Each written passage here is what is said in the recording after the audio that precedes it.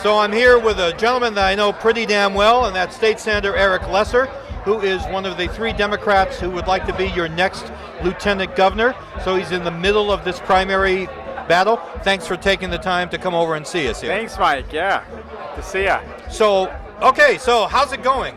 And what are you hearing from voters about this position and what they are looking for from a new lieutenant governor? Well, first, it's good to be home. It's always good to be back at the sheriff's picnic. It's it does feel like a warm, welcoming crowd, which is always good. But the biggest thing on people's mind right now, Mike, is cost of living. It's making ends meet. I think people have a lot of pride in Massachusetts. I certainly do. But it's getting harder and harder to live here. I mean, here in Western Mass, we've got an economy that's not keeping pace, right, with the eastern part of the state. We've got a lot of challenges around transportation and connectivity. Eastern Mass is seeing, skyrocketing housing prices, rents, congestion. The T is a mess. So really what I've been talking about in my lieutenant governor race is how we bring people together, how we bring our state together on those big issues. Transportation, housing, economic development, and more opportunity for our families. So I've asked a number of people today about East-West Rail, in fact, including Attorney General Healy, who corrected me in saying West-East Rail. A moment of regional equity that I did appreciate. I know we've got money in the budget for the preliminary steps. My concern is how much attention is going to be swung to the MBTA's now multiple problems and taking the attention away from a project that is also, and in my opinion, just as needed as a functioning MBTA. Well, first, if you have a lieutenant governor from Western Mass who's been working on that West-East Rail project since the very first day I was in the Senate, and Mike, you know this well because you've covered it, you're going to be keeping it on the front burner. And that's a big reason why I'm running, frankly, Mike. We've got to have regional equity. We've got to have investment in our entire state. We've got to get the rail done. And one of the arguments I've been making is it's not either or. Look, we've got to fix the safety issues at the T. I don't think anyone would disagree with that. The money is there to fix the issues. The legislature just gave the T another almost $300 million to do those safety improvements. But there are issues around accountability, around transparency, around management. So we've got to fix those issues, make those changes, but we have to expand as well.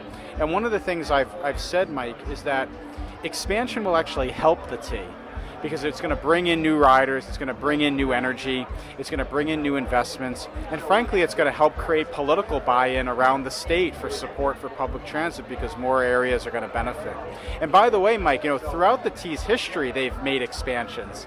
The expansion they did from Harvard Square out to Alewife helped make the whole 128 corridor boom and turned it into a tech center. They expanded the Silver Line into the Seaport, which has led to one of the most dynamic innovation districts in the entire country. So we've seen that expansion works. Of course, the expansion to Worcester has transformed Central Mass. So when you're, and I see what you're doing because I follow you on Facebook, so I know that you're all over the state.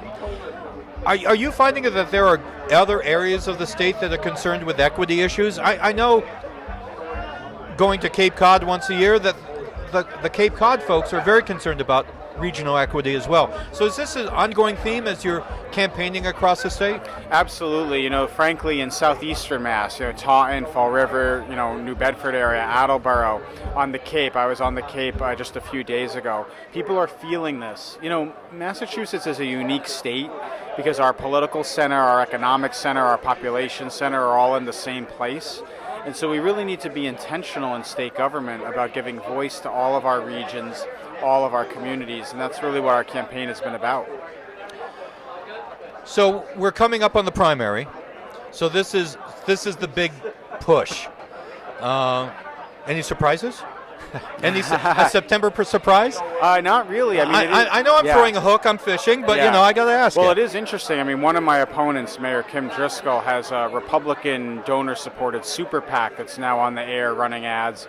It's really kind of direct interference in a Democratic primary. It's odd, frankly, that a group of Republican donors would want to make a play like that in a Democratic primary. And she hasn't really explained why. or what the rationale is for that. I've been really laser focused on the core issues that are keeping people up at night. Cost of housing, right? Investment in transportation, fixing our broken transportation system, just making the state more accessible for people. Okay. Yeah. Senator, thank you so much. I know you got to go crowd surfing here. Yeah, we'll keep at it. All right. Thanks, Thank you Mike. again, yeah, sir. appreciate you. No Thank you. problem. Absolutely.